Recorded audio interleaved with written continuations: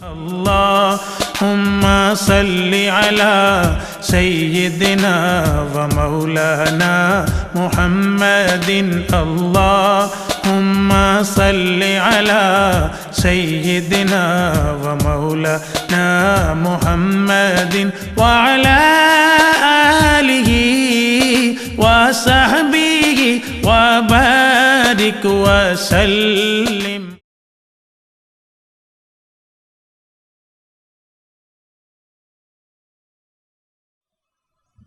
اور صبح و شام پہنچتے ہیں. جب یہ بات ہوئی تو یہاں چند چیزیں بڑی اہم اور عرض کر دوں. سرا اس درود کا سلام کا کیا ہے؟ آقا علیہ السلام نے فرمایا، حضرت انس بن مالک رضی اللہ تعالیٰ عنہ روایت کرتے ہیں، آقا نے فرمایا صلو علیہ فإن صلاتکم کفارۃ لکم. لوگوں مجھ پر درود و سلام پڑھا کرو، اس لیے کہ تمہارا درود و سلام تمہارے گناہوں کا کفارہ ہے، تمہارے گناہ مٹا دے گا. اب برکتیں بتا رہا ہوں، ثمرات بتا رہا ہوں، اثرات بتا رہا ہوں. حضور پر صلاۃ و سلام کفارہ گناہ ہے. آقا علیہ السلام نے فرمایا، حضرت ابو ہریرہ رضی اللہ تعالیٰ عنہ راوی، دوسری حدیث، فرمایا صلو علیہ فإن صلاتکم علیہ زکوٰۃ لکم. مجھ پر درود و سلام پڑھا کرو، تمہارا درود و سلام پڑھنا مجھ پر یہ تمہاری زکوٰۃ ہے. جس طرح زکوٰۃ کا مال اگر نکل جائے تو بقیہ مال پاک ہو جاتا ہے، اس طرح درود و سلام کثرت سے پڑھ دیا جائے تو سارے اعمال پاک ہو جاتے ہیں. جس طرح زکوٰۃ مال کو پاک کرتی ہے، اس طرح درود و سلام اعمال کو پاک کرتے ہیں. اور اگر درود و سلام نہ ہو تو عمل بھی پاک نہیں ہوتے. یہی وجہ ہے کہ رب کائنات نے عمل، کیا عمل؟ ارے نماز سے بڑا کیا عمل ہوگا؟ کوئی ہے عمل نماز سے بڑا؟ معراج المومنین کوئی عمل ہوگا؟ رب نے اپنی نماز میں حضور پر درود و سلام، قیام ایک بار رکھا، ثنا ایک بار رکھی ابتدا میں، ساری نماز کو ختم کر کے محبوب پہ درود و سلام 3 بار رکھا. نماز کو پہلے فرمایا کہو السلام علیک ایھا النبی ورحمۃ اللہ وبرکاتہ، اور میرے محبوب کو خطاب کر کے کہو یا نبی یا رسول آپ پر سلام ہو.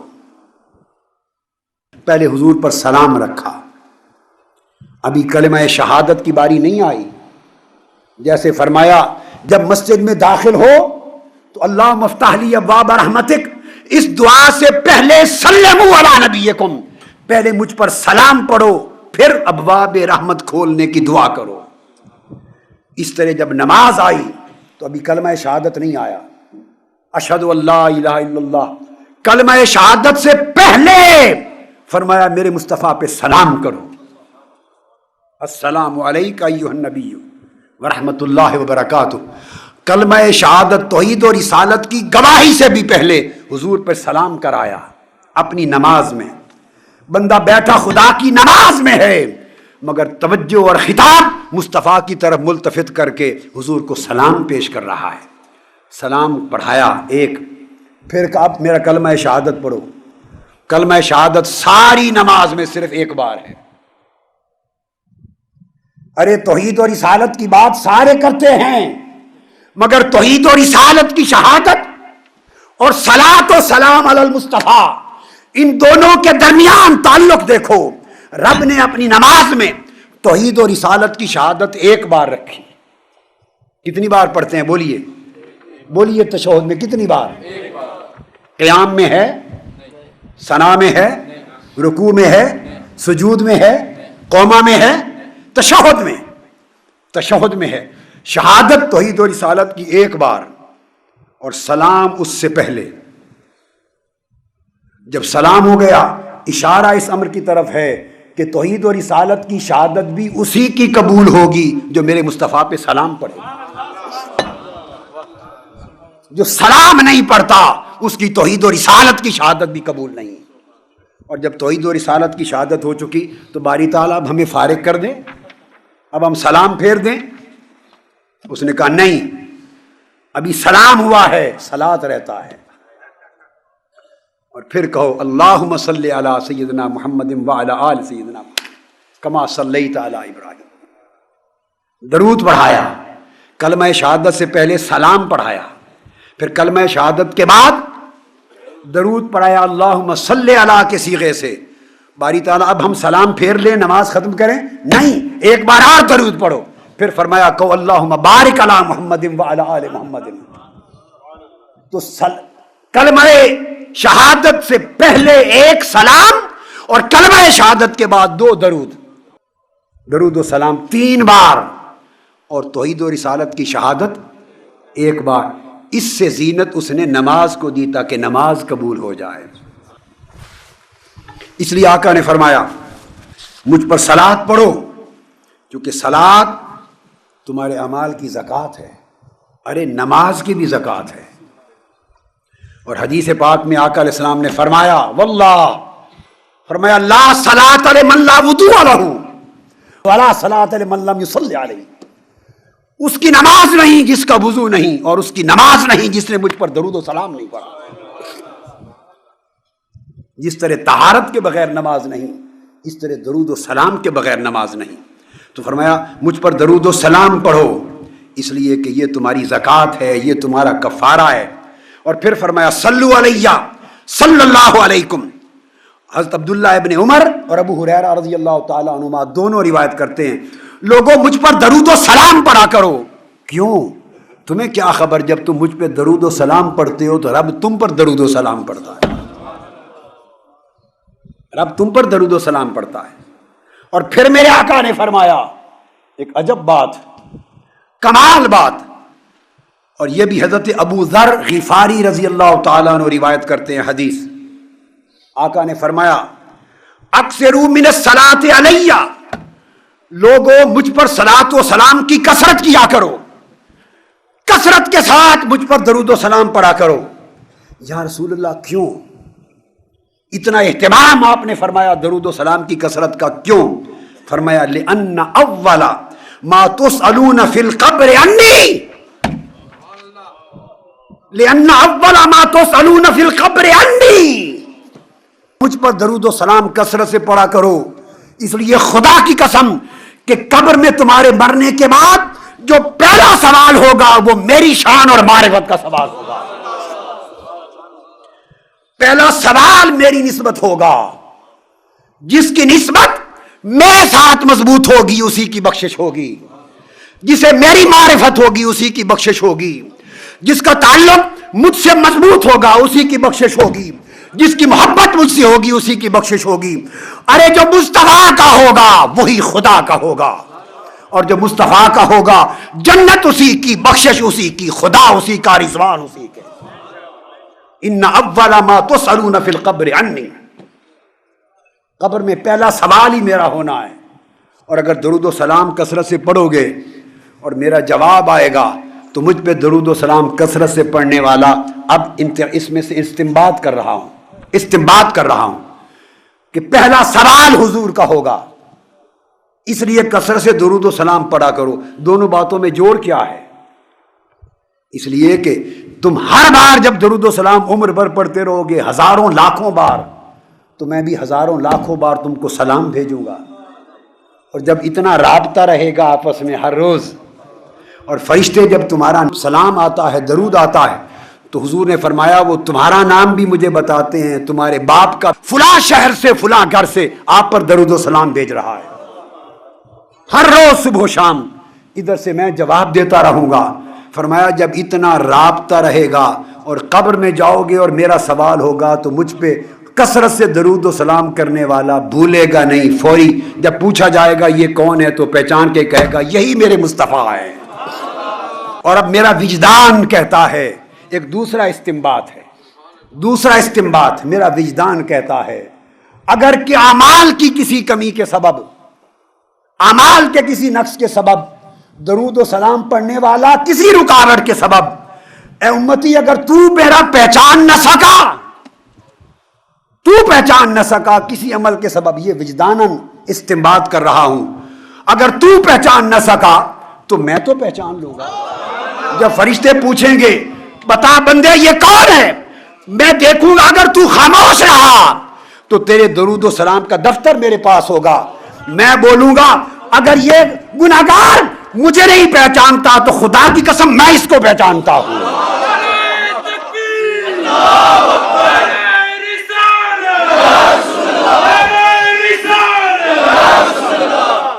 میں اس کو پہچانتا ہوں، اس لیے جب میں پہچانتا ہوں، کیوں کہ ہر روز تمہارے سلام کا جواب دیتا رہا ہوں، پھر بھی نہیں پہچانوں گا؟ حدیث کی تائید کر دوں، آپ شاید سن کے حیران ہوں کہ یہ حدیث کے قبر میں پہلا سوال میری نسبت ہوگا۔ شاید آپ چونک اٹھے ہوں اور کسی کے ذہن میں یہ خیال جائے کہ سوال تو سنا ہے 3 ہوں گے، یہی سنا ہے نا، 3 کا مغالطہ بھی نکال لوں۔ میں کہہ رہا ہوں میں ذمہ دار ہوں،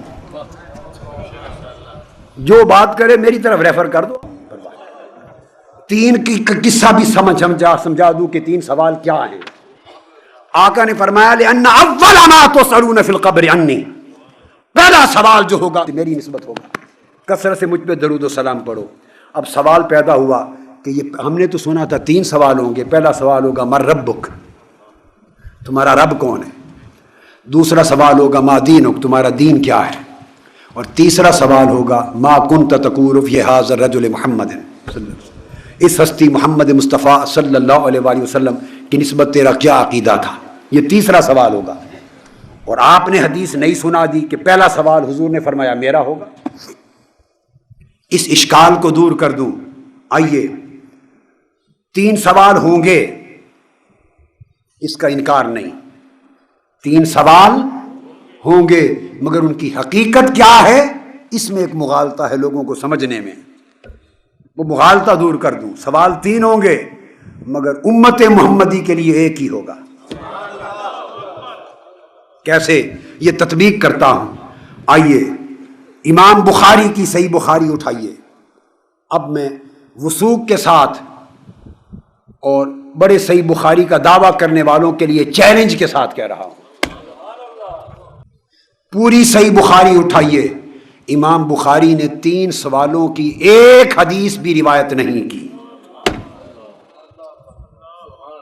امام بخاری نے، پھر دوہرا رہا ہوں، مر ربو کا، ما دینوں کا، ما کنت تقول فی حق ھذا الرجل محمد، یہ 3 سوالوں کی امام بخاری نے صحیح بخاری میں اول سے لے کے آخر تک ایک حدیث بھی روایت نہیں کی ہے، دعوے کے ساتھ کہہ رہا ہوں۔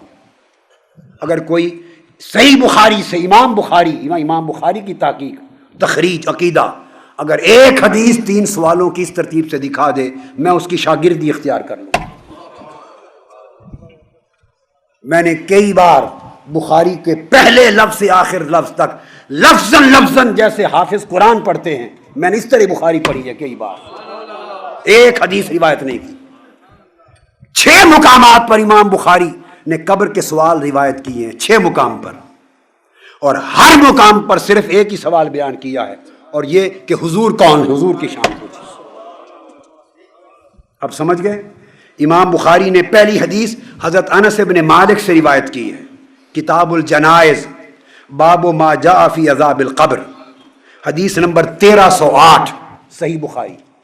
اس میں بھی ایک ہی سوال ہے، کوئی 2 سوال بقایا نہیں، صرف ایک ہی پوچھا جائے گا، فرشتے اٹھا کر پوچھیں گے ما کنت تقول فی ھذا الرجل لمحمد، اس ہستی محمد مصطفیٰ کی شان پہ عقیدہ کیا تھا، نہ مر ربو کا پوچھا جائے گا، نہ ما دینوں کا۔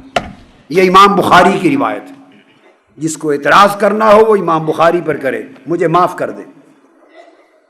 ہاں اگر امام بخاری میں نکل آئے 3 سوال تو پھر مجھے پکڑ لیں، ایک سوال۔ پھر امام بخاری نے دوبارہ کتاب الجنائز حدیث نمبر 1673 پہ اس کو روایت کیا، باب المیت یسمع خفق النعال، اور دوبارہ یہ حدیث پھر ایک ہی سوال کہ حضور کی شان میں کیا کہتا تھا، باقی 2 سوال نہیں بیان کیے۔ سمجھ آئی ہے میری بات کی؟ پھر امام بخاری نے کتاب الوضو میں روایت کی تیسرے مقام پر، اور صرف ایک ہی سوال حضور کی شان میں کیا کہتا تھا روایت کیا، باقی دو سوال کا ذکر نہیں کیا۔ چوتھے مقام کتاب الجمعہ پر امام بخاری نے پھر روایت کی، حدیث نمبر 1005 ہے، اس میں پھر ایک ہی سوال حضور کی شان میں کیا کہتا تھا بس۔ پھر امام بخاری نے کتاب الاعتصام بالکتاب والسنہ میں روایت کیا، پھر حضور کی شان کا ایک سوال لکھا، باقی دو سوال روایت نہیں کیے۔ اب آپ سمجھ گئے؟ تو امام بخاری نے ایک حدیث بھی 3 سوالوں کی روایت نہیں کی۔ یہ امام بخاری کا تحقیق ہوئی، تخریج۔ اب آگے چلیے، اب آ جائے امام مسلم۔ ان سے 2 بڑی کتابیں تو حدیث کی کوئی نہیں، ان 2 سے بڑی۔ امام مسلم نے بھی 3 سوالوں کی ایک حدیث روایت نہیں کی۔ لوگوں نے کیا رٹ لگا رکھی ہے بخاری مسلم، انہوں نے بخاری پڑھ کے بھی دیکھی، صحیح مسلم کو کھول کے بھی دیکھا، صرف فتویٰ لگانا آتا ہے، امت کو مشرک کہنا آتا ہے، حضور کے غلاموں اور عاشقوں کو بدعتی کہنا آتا ہے، فقط امت کو گمراہ کہنا آتا ہے، لوگوں کے عقیدے متزلزل کرنے آتے ہیں، وہم اور تشکیک پیدا کرنا آتا ہے۔ یہ بخاری اور مسلم آپ کے سامنے رکھ رہا ہوں۔ نہ امام بخاری نے 3 سوالوں کی حدیث دی، نہ امام مسلم نے دی۔ ان 2 سے بڑے امام کون ہیں بولیے؟ امام بخاری اور امام مسلم نے حضرت انس بن مالک سے روایت کی 1 سوال، حضرت اسماء بنت ابی بکر سے روایت کیا، دونوں نے امام بخاری مسلم نے 1 سوال، حضرت ابو ہریرہ سے روایت کیا، بخاری مسلم دونوں نے 1 ہی سوال، حضرت عائشہ سے روایت کیا ابو ہریرہ سے، دونوں نے 1 ہی سوال، ابو سعید خدری سے روایت کیا 1 ہی سوال۔ یہ تمام کتب بخاری کی، مسلم کی، ترمذی، ابو داؤد، نسائی، ابن ماجہ، مسند احمد بن حنبل، تمام کتب نے یہ حدیثیں دی ہیں، مگر بخاری مسلم نے صرف 1 ہی سوال کی حدیثیں لی ہیں۔ اب سوال پیدا ہوا کہ 3 سوال والی حدیث کہاں آئی؟ اب سمجھے بات؟ 3 سوال کی حدیث امام ابو داؤد نے روایت کی، نہ امام بخاری نے نہ امام مسلم نے۔ حضرت برا بن عازب رضی اللہ تعالیٰ عنہ حدیث کے راوی ہیں، ابو داؤد شریف میں حدیث ہے، کتاب السنہ اور مسند احمد بن حنبل اور دیگر جو چھوٹی کتابیں ہیں بخاری اور مسلم سے چھوٹی، ان میں آئی ہے 3 سوالوں کی حدیث ہے، وہ بھی صحیح ہے، وہ بھی۔ اب میں بعد میں تطبیق کروں گا، ان کے درمیان میں کمپیٹیبلٹی کیا کروں گا، کنسسٹنسی کیا ہے۔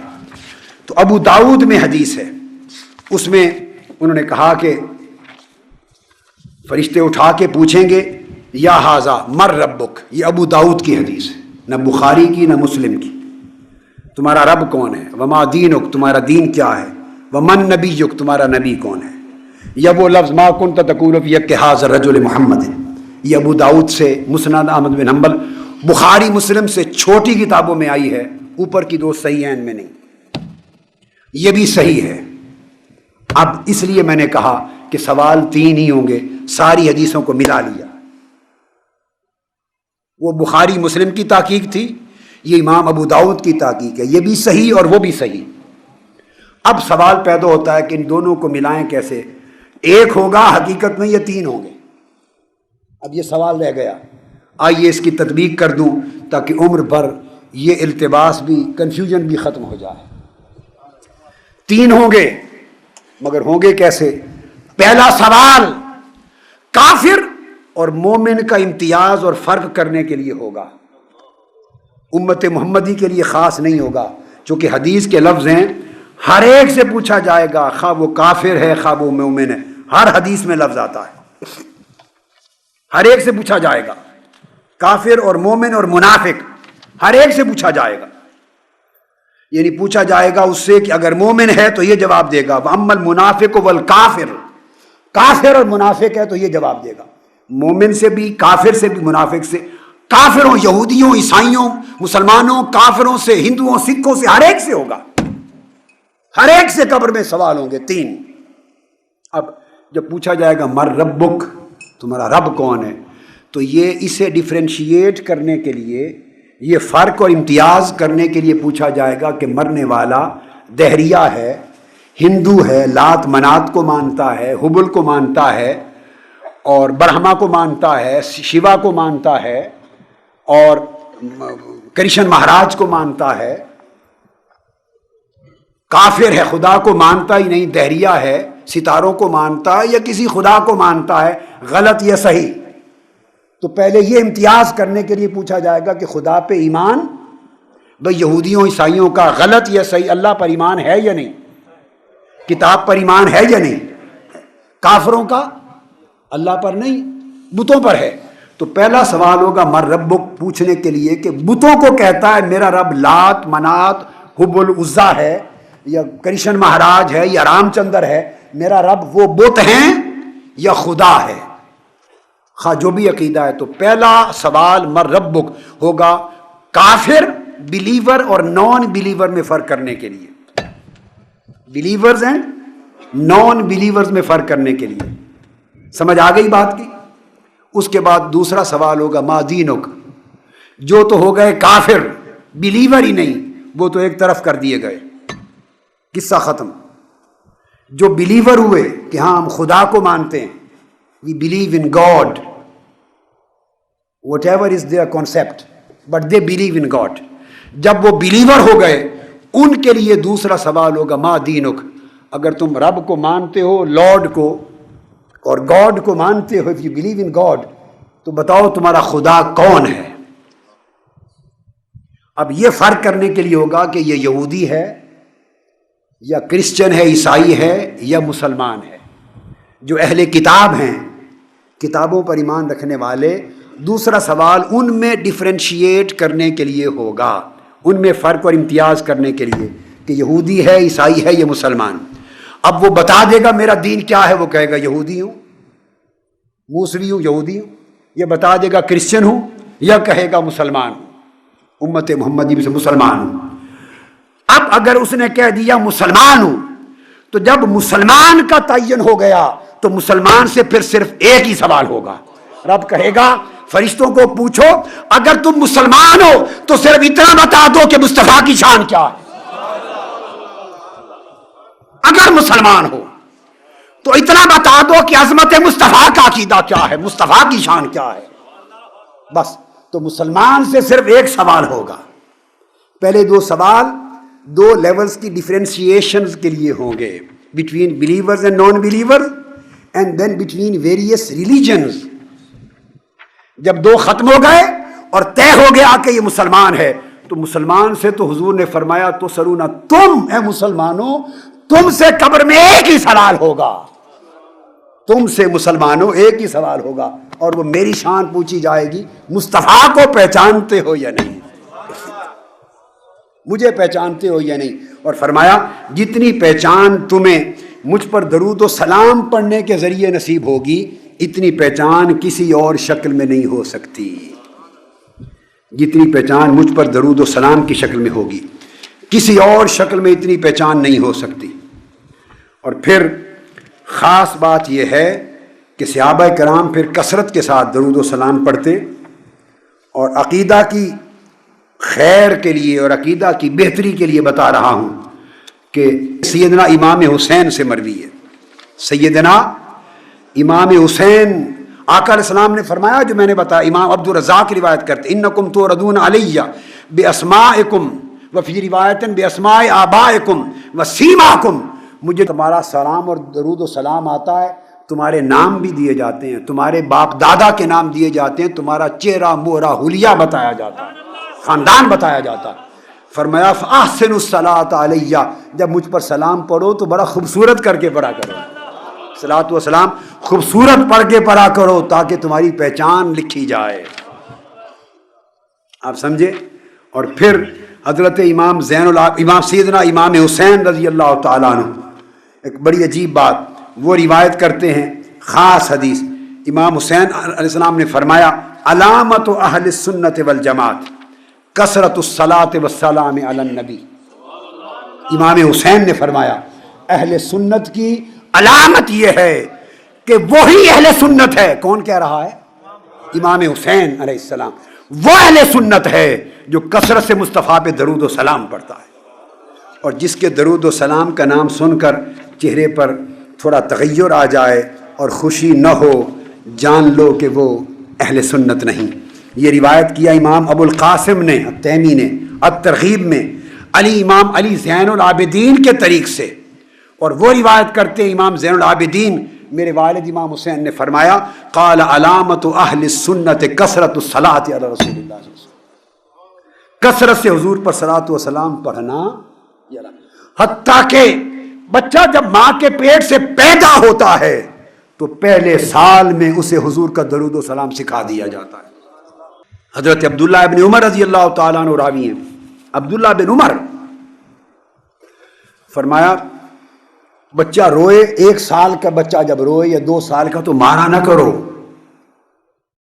اللہم صلی علی سیدنا و مولانا محمد، اللہم صلی علی سیدنا و مولانا محمد وعلی آلہ وصحبہ وبارک وسلم۔